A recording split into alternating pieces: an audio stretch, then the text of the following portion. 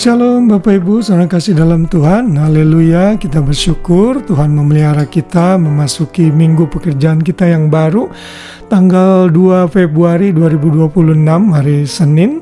Biar Tuhan terus menyertai kita. Kita masih terus belajar tentunya tema yang baru yang sudah saya sampaikan kemarin, yaitu mengenai providensi Tuhan. Tema yang menurut saya perlu kita mengerti sebagai orang percaya sehingga kita bisa mengetahui karakter Tuhan yang sangat baik ini dalam hidup kita. Saudara, kemarin saya sudah menyatakan bahwa providensi atau providence dalam bahasa Inggris itu berbeda dengan kedaulatan Tuhan. Saya setuju dengan definisi yang diberikan oleh John Piper. Kalau kedaulatan Tuhan itu bersifat absolut dan dia bisa melakukan apa saja yang dia kehendaki. Tetapi providensi adalah penerapan atau aplikasi dari kedaulatan Tuhan. Jadi kedaulatan Tuhan dan providensi itu bekerja sama. Kita sudah belajar kemarin mengenai penciptaan, bagaimana Tuhan menciptakan segala sesuatu bagi manusia dan alam semesta ini. Dan hari ini kita belajar dan melihat providensi Tuhan dalam penciptaan manusia. Hal ini dicatat dalam Kejadian 1 ayat 26. Di sana dinyatakan, maka Allah menciptakan manusia itu menurut gambarnya. Menurut gambar Allah diciptakannya lah dia, laki-laki dan perempuan, diciptakannya mereka. Saudara, kalau saudara melanjutkan lagi ayat ini sampai ayat 31, Tuhan berkata, maka Allah melihat segala yang dijadikannya itu sungguh amat baik. Jadilah petang dan jadilah pagi, itulah hari ke-6. Menurut ayat-ayat tersebut, manusia diciptakan pada hari ke-6. Disinilah kita melihat providensi Tuhan yang luar biasa, karena Tuhan sudah merencanakan bahwa manusia membutuhkan segala sesuatu untuk hidup di muka bumi ini. Karena itulah Tuhan menciptakan terang, Tuhan menciptakan benda-benda langit, Tuhan menciptakan tumbuhan, Tuhan menciptakan hewan, dan sebagainya.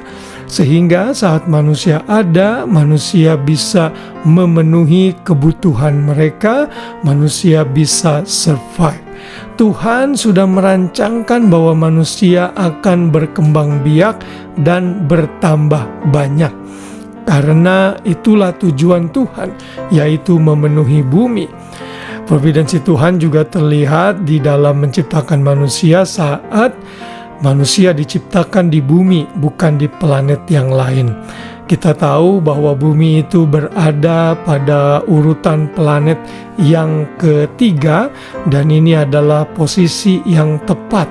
Karena kalau misalnya bumi itu terlalu dekat dengan matahari seperti planet Merkurius misalnya, tentunya akan sangat panas dan tidak bisa ada kehidupan di sana. Tetapi saat bumi lebih jauh daripada posisi yang sekarang, misalnya ada di posisi keempat di planet Mars, maka itu suhunya terlalu dingin sehingga tidak juga bisa ada kehidupan. Apalagi kalau bumi berada di susunan planet yang ke-8 dan ke-9 dan seterusnya. Tuhan sudah merencanakan segalanya bahwa manusia harus hidup di bumi dengan udara yang sempurna, dengan suhu yang tepat, sehingga manusia bisa bertahan hidup. Bukan itu saja, bumi juga Tuhan rancang dengan sedemikian rupa dapat menghasilkan benih, menghasilkan makanan untuk manusia, sehingga tumbuh-tumbuhan juga bisa berkembang, binatang juga bisa hidup. Jadi itulah providensi Tuhan bagi manusia sebagai ciptaannya. Dan nanti kita akan melihat juga bahwa providensi Tuhan dalam penciptaan manusia terlihat saat dia memberikan jalan keselamatan saat manusia jatuh ke dalam dosa. Manusia tidak diciptakan sebagai robot yang bisa dikendalikan oleh Tuhan semaunya.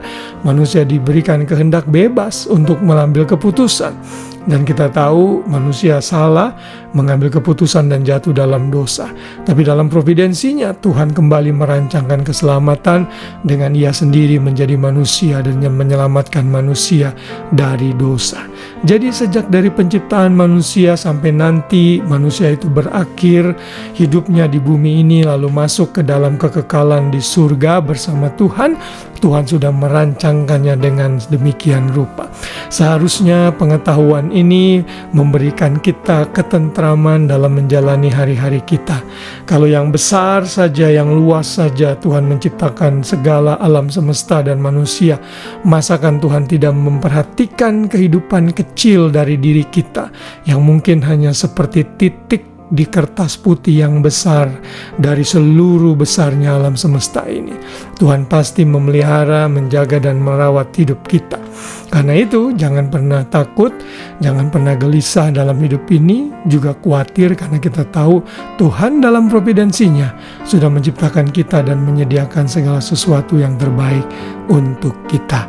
Puji Tuhan, biar renungan firman Tuhan ini kembali menambah pengetahuan kita, sekaligus juga memberikan kita penghiburan dan kekuatan di dalam providensi Tuhan yang luar biasa.